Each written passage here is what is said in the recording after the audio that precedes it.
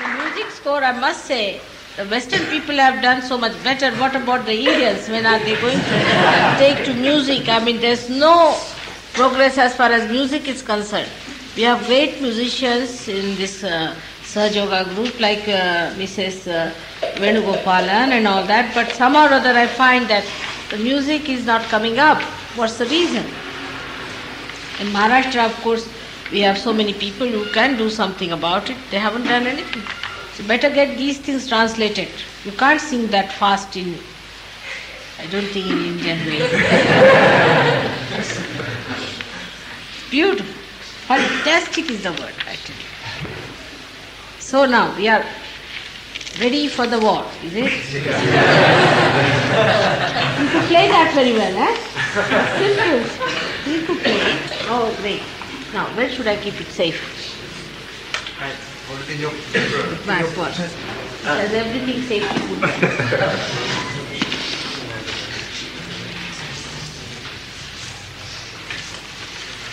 All the stones, and these stones you got from Gujarat there. And if you could ever do that, is to go to a place called Dilwara. There you find huge big marble stones. Actually, this is not real marble. It's something like marble, but not real marble. But real marble, you see, worked out in one big stone. The whole thing worked out like that. They're very beautiful. This is only one of them you can see, but it's not real marble. Marble is on the sides. You see. Right. Sides is marble. Also marble here down below. But all this is a kind of a stone which is being carved out. Now these, if you see, all these are 8, they call it Dikpalaka, means they look after all the directions. All the directions are there. These are depicting the directions. Then these are 9 grahas. See, grahas are the stars. See, 9 stars which are protecting here, all of them. This is the sun with so many horses. You see, that's the one sun, and the rest are there, all of them. You saw the eclipse? No? That's good. The moon was under eclipse, you see, when we were coming. And I was giving it a bandhan. When the eclipse was over, then only we reached it, thank God. And you didn't see it, I'm very happy. The moon you saw must have been the moon which was full when we was left. Yes, good. It was very familiar. Yes, but in the beginning we did see the one. All right. So now there are matrakas outside, you can see. And this side, the right side is all Brahmadeva, Agni and all the devatas on this side. Outside they are carved. And this side is Ganas and Ganapatis on this side. And in front is Shri Hanuman. Like that. It's a beautifully done thing, I must say, keeping in view. And this is the statue of, here if you see on the right hand side is Shri Ramdas Swami, the one who was the guru of our great king Shivaji Maharaj. And Shri Rama, they used to respect him because he was the ideal king, you see. And this is Ganesha here and Hanumana statue. It's a very beautiful place. Now they have made some place for us for sitting down.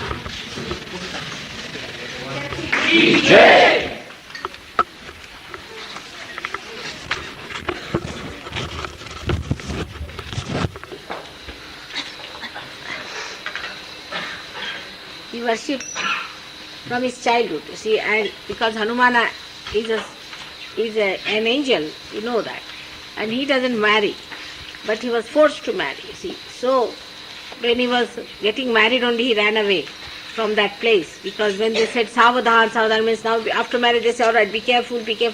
Just before the marriage took place, he just ran away from there without getting married, because he cannot be married. He told them, they would not listen, and he couldn't bear it anymore, so ran away. Then he went and he came back again when in the time of Shivaji, and then Shivaji became his disciple. But he took some tests of his disciples. I do not take any tests, but he took some tests. First of all, he said, I'm very, very sick and I've got a very big wound in my foot, and it has become a ulcer now. It's all full of pus and full of all blood and pus and all that. And only my disciple can only suck it out. Otherwise, nobody can suck it out. So all his disciples got a fright of their lives. They said, how can we do that? It's too much. But Shivaji said, all right. Shivaji came and he took out his crown and he just sat down sucking his his pool, you see, and it was nothing but he had tied a big mango. And he was just but then he told Shivaji and others that they said, I am very sick now, you must get me the milk of the tigress. See, you must go and get them. Those days there were lots of tigers and tigresses here, but not nowadays. So he said, you must go and get milk of the tigress for me. So they all thought, how can they go and milk the tigress? It's very difficult. So Shivaji said, all right, I'll go down. He went in the village and then he went to the forest. You see, there he saw a tigress, you see.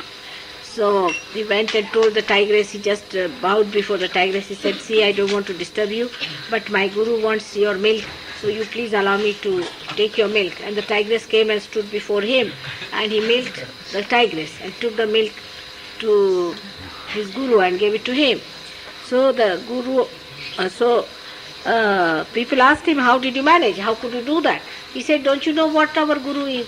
He is the Hanumana himself. He is God himself. What is that? I just went and told, and tigress knew about him. She just said, all right, your guru wants it. How can she trouble me? If you have to do anything for your guru, whatever you have to do for your guru, with full faith and understanding about the guru, then of course the animals understand. Why not human being? So he said, I can't understand, why were you afraid of it? It's nothing much. And that is what it is. But in those days all the gurus used to take such parikshas. But when ultimately, you see, after his all training, the king who was Shivaji was crowned. You see, after crowning, one day this Ramdas Swami went to his house, and wherever he went, he used to ask for some alms. Only from one house he used to get, and he used to go and just knock his, he had something he used to carry with him that he used to knock, and he used to say that, Jai Jai Raghuveera Samartha, he used to say like that. So went and said that. So his disciple was the king there, and he understood that, his disciple understood that my guru has come, I have to give him something as a dakshina. What can I give him? So he wrote a letter that all my kingdom is yours. I give everything to you, sir. I owe nothing. And he sent that letter to him. So when the letter came into his thing in which he was asking for alms, see, he opened it and read it, and he laughed and he called his disciple. He said, you see, I am a sannyasi, so you can't give me anything. What will I do with the kingdom? I don't know how to run the kingdom. But you have to run the kingdom.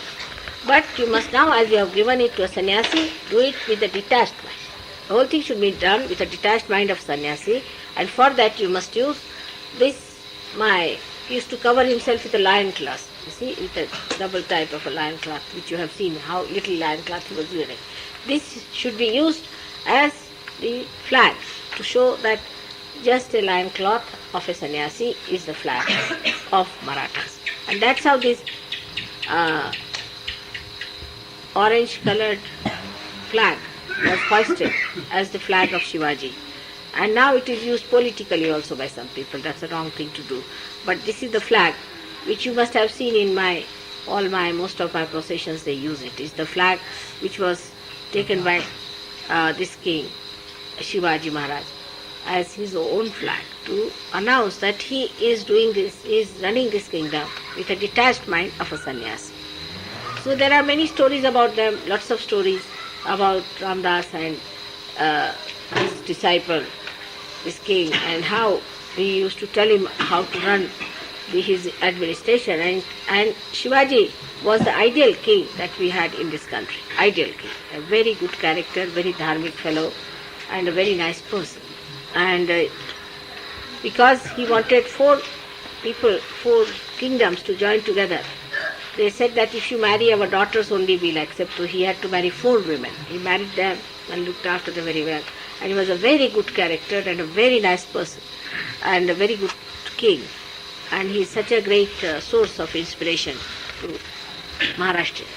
And he used to worship all these gods and Rama especially. And when you will go to Tuljapur also, you will see how he used to come by his horse all the way for miles together to visit this Devi's temple. There's another temple formed by the same Sri Ramdasa who found a statue of the goddess, and he calls it Angala Devi. See now, Angala in Sanskrit means English. Can you know? It's something surprising, isn't it? And he called it Angala Devi. He put that statue in a temple there, and it's called as Angala Rao. There is one Angala Rao. Angala in Sanskrit means English, you see. Angala. It's very surprising, isn't it? So I think at least the English Sahaja Yogis must go and see. Already he must have thought of a English goddess, you see, from London. Like, when they do my puja, sometimes they call me Londana Puravasi.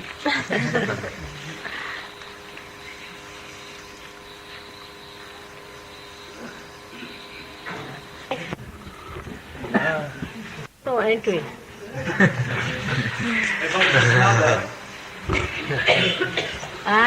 Can you tell us about his mother? There's no end to that either.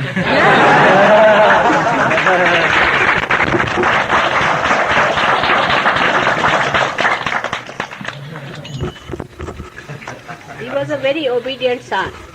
Very obedient son. And his mother had given him a sword, which was called, she said that this is given to him by Bhavani, the goddess herself has given you this. And he always used to carry it with him. But then when the English came here, they took away that one. And now it is lost, they don't know. It was said that they are willing to give it back. I don't know what happened. And then people went down there, and I think it's a funny thing, is it? They don't realize the value of that. It's still lost there, but with vibrations one can find out. But I don't think they realize the value to us of that sword. That's called as Bhavani Talwar. The chief minister from Bombay had gone. He was himself a Muslim to ask for that. And he was denied. I don't know, English people, when will they understand the subtle things of this kind, but that is the way of Bhagavan. Yes. I hope sometime to convince them. His mother was that, she was a very clever woman, and his father was Sahaji Rao. Actually, her mother's family was Zadav, Lakhuji Zadav, and my mother's family also same. They come from the same family. My mother's family and Shivaji's mother's family is the same family. And they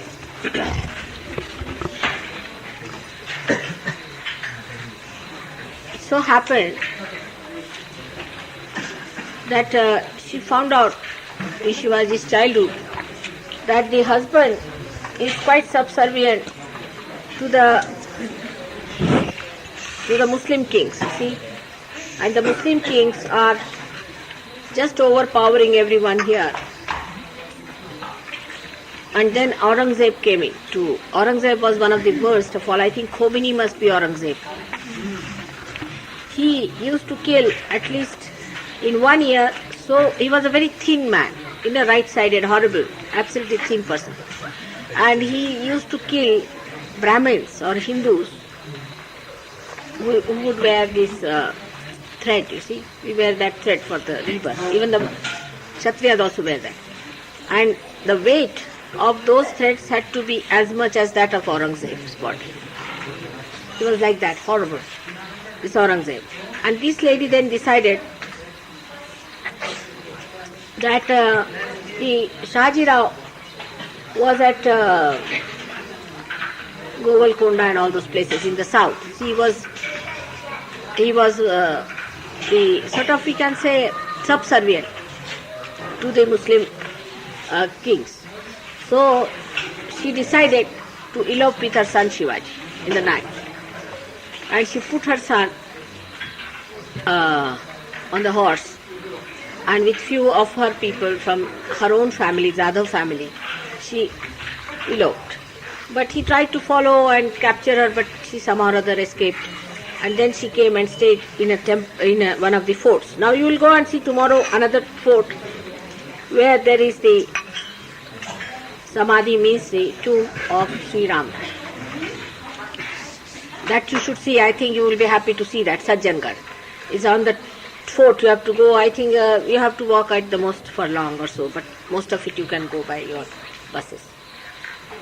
And then she came there, and she found a guru for her son, Dada Kundev, and made Shivaji learn from him about Sanskrit and everything, and about how to run a country with valor, honesty, upright way, I mean in a virtuous and a righteous way. And then she told him that we have to fight the Muslims and the Mughals. And the Mughals were very powerful and extremely cruel. So the only way was to do a hide and seek game called as Ganimi Kawa, we call it, guerrilla warfare.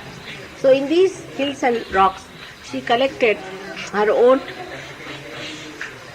people who were ordinary villagers. She called them Maure. These are the people whom she collected and made an army for Shivaji. And that's how Shivaji started fighting and looting these people and harassing them in these mountains. Where you are moving is all Shivaji's kingdom, and all these are Shivaji's forts. So Aurangzeb called him the rat of the mountains because he could never catch him. And at every place, you see, he tried to oust the Muslims from here. Ultimately they had to give in also, because Aurangzeb's sons, 4 sons he had, they only fought their own father, and perhaps he was killed, God knows what happened. But his tomb is in Aurangabad, just down south, you see. He was here. He was very busy with Shivaji, fighting him, and ultimately he died, and he has got a tomb there, this Aurangzeb. Now this Shivaji fought in different ways. There are different stories about him, how he fought. When you went to Pune, I don't know if you saw that Shanwarwada. I didn't know whether you had time to go and see that place, Shanwarwada. It's a place where, in the center of Pune, where Shivaji used to live. But he had gone on to a fort when there was one fellow called Shaiste Khan who was in the court of this Aurangzeb, who said that I will catch Shivaji and bring him down. And he came and settled down himself in his big house, which was called as Shanwarwada in Pune. So Shivaji came back as in a marriage party. And Shaiste Khan said that nobody is allowed to come in a group here. No group is allowed. But a marriage party could not refuse. So they said there's a marriage party that is going to go round. And in the marriage party, all these people were all dressed up like marriage party people, but inside they were all dressed up like soldiers. And he knew all the ways and roads, and at the back they went and he entered through some sort of a place, a tunnel or something inside. And then Shaiste Khan was sleeping, and he just woke him up and he said, now get up now. I'm here, I'm Shivaji, I have come now. Now why don't you catch me? Shaiste Khan got such a fright that he jumped out of the window. And but Shivaji wanted to kill him, so he hit him, but only hit him on the fingers. So his life was saved, but his fingers were lost. And then Shivaji occupied the place, and Shaiste Khan ran away, everybody ran away. It's so many stories like that. Then once, and then after this, you see, they all got very frightened, but they tried to follow Shivaji back. And Shivaji coming back, you came by that circuitous route on top of the Katraj. They called it Katraj Ka Ghat. It's the there's no English word for that. I mean the circuitous road which takes you on top of the hill. Is there any way? There's no road name for that. We call it Ghat. There are so many ghats you are seeing that. And this is one of the famous. So he came on the Katras ghat, see, and what he did, he lighted a kind of beacons on the horns of many bulls and made the bulls run on one road, you see, and he himself climbed over this Katras stage. So all of them thought that this is the way Shivaji has gone, and they followed the other way round. And they followed them for quite long distance. Then they found out that they were just bulls, you see, and they were tied with these beacons which were burning. And they thought this was Shivaji. And Shivaji went to his own place. Shri Mataji Nirmala Devi. Once Shivaji was followed like that, many a times. It's very interesting stories. How he was arrested and came out of Agra and all that. I'll have to tell you how he did all that. Very interesting. There are so many stories that I can't tell you just now. पण आता बाजी प्रभूचं आपण जाणार आहोत का तिकडनं? बाजी प्रभू देशपांड्यांच्या ह्याच्याकडनं? No. बाजी प्रभू देशपांड्यांची ती खिंड होती तिथं जाणार? पावन खिंड. ती कुठे आहे? But tomorrow they want to take you to Sajjangarh. केव्हा नेणार? Early in the morning. मग पूजा कधी? Morning. Yes, I think you should all just get up and go. That's better. All right? ते बरं होईल. Early in the morning, say about 6 वाजता ठेवा. चहा घेऊ. Morning you take your tea and go there. इथे फोर्टवर आहे का काही व्यवस्था नाही? हा प्रॉब्लेम आहे. What to go? As early as you like. As early as we get up from 4:35. 6 घेऊ. By 6 o'clock you should be ready to go. Alright, take your tea in the morning time. By 6 o'clock you be ready to go because it will take about 2 hours or so, 2.5 hours. About 9 o'clock. Then you go and have your breakfast, and by 11 o'clock there's a little puja from 11 to 12. Then we will have our lunch. And then after lunch we are going to Kolhapur. It's rather hectic, but we have to do that way. What can you do? We have so many. If you have to see Sajjangarh, because that is nothing but what you have to go is to pay homage to Hanumana himself, you see, who took his birth on this earth. So it will be a good idea for you to go. Little hectic, but I have been there to Sajjangarh. Long time back, I had come here to play in Kunchai or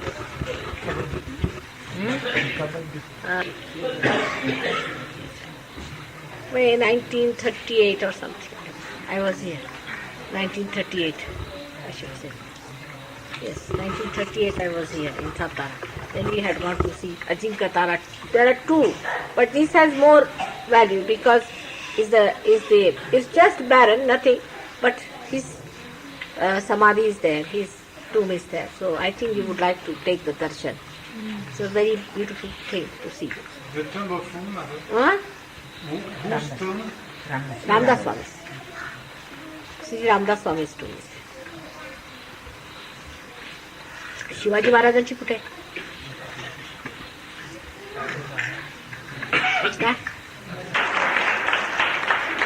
Kind of things gone as owners, specialty especially for Mahalakshmi and all the goddesses, they do this kind of a budget. It's called as onar.